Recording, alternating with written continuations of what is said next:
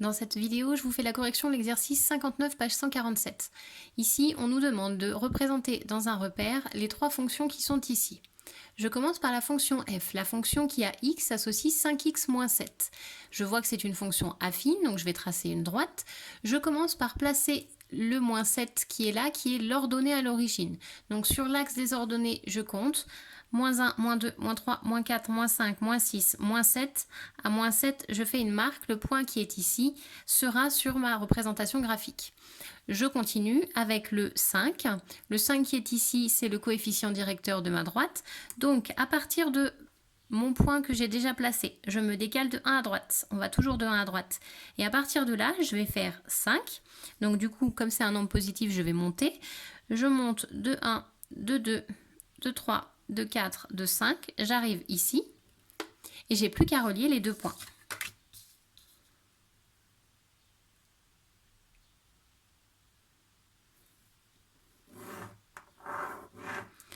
Je mets le nom de ma droite, c'est grand C comme courbe et petit f pour dire que c'est la courbe qui représente la fonction f. C'est important puisqu'on va en tracer plusieurs. Je passe à la deuxième, la fonction g qui a x associe moins x moins 2. Je reconnais une fonction affine, je vais donc tracer une droite. Je commence par le moins 2. Moins 2, c'est l'ordonnée à l'origine. Donc sur l'axe des ordonnées, je me place à moins 2. Donc moins 1, moins 2, je suis là. À partir de là, je vais appliquer mon coefficient directeur qui est juste un signe moins, ce qui veut dire qu'on est à moins 1. Le 1 étant inutile, on ne l'écrit pas, mais nous, on sait qu'il est là. Donc je me déplace de 1 à droite, on se déplace toujours de 1 à droite. Une fois que j'arrive ici, je vais appliquer mon coefficient de moins 1, donc je vais descendre de 1. J'arrive à ce point-là. Hop, et j'ai plus qu'à relier les deux points.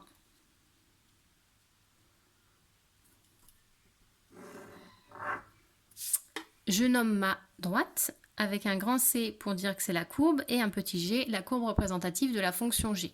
Vous avez vu ici, quand je me suis déplacée de 1, je suis arrivée sur l'autre droite. C'est pas grave, hein, on fait comme si elle n'était pas là et puis on continue. D'ailleurs, si on est vraiment embêté, on n'hésite pas à faire un deuxième repère dans son cahier puisqu'on a déjà les carreaux dans le cahier, donc on a juste à tracer les deux axes. Pour ma troisième fonction, fonction h, qui a x associe moins 0,5 x plus 3. Alors ici, je vois une fonction affine, donc je sais que je vais avoir une droite. Je place le plus 3.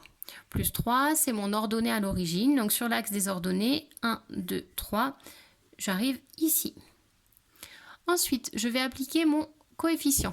Mon coefficient me dit que si je me déplace de 1 vers la droite, il va falloir que je descende de 0,5.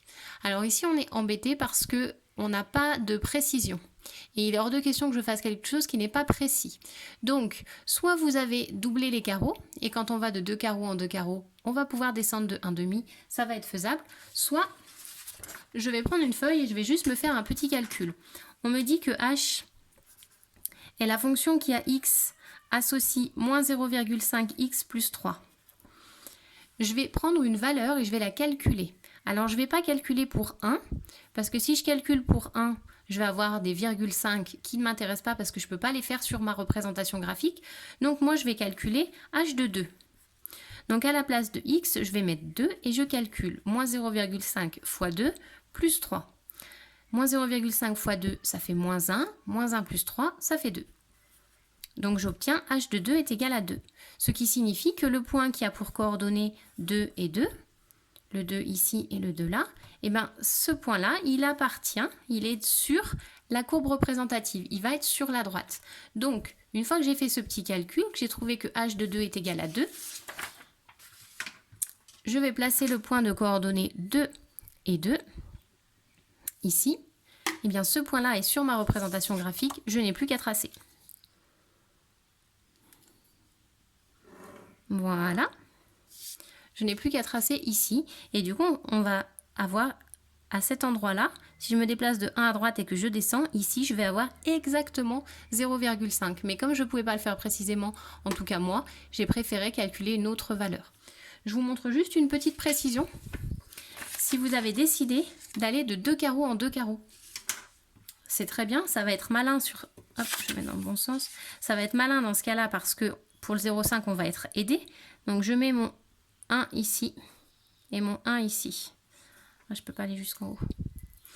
Je vais vous montrer la fonction moins 0,5x plus 2 parce que je ne peux pas aller jusqu'à 3 sur celui-ci, mais je vais vous montrer quand même. Je place mon plus 2 donc ici. On fait bien attention, on va 2 carreaux en 2 carreaux. Ensuite, pour appliquer mon 0,5, je me décale de 1 vers la droite, mais pas de un petit carreau, de une unité. Donc quand je me décale de 1, j'arrive là. Et ensuite, on va descendre de 0,5, donc là, je vais descendre de 0,5. D'accord? Il faut que vous fassiez super attention si vous doublez les carreaux.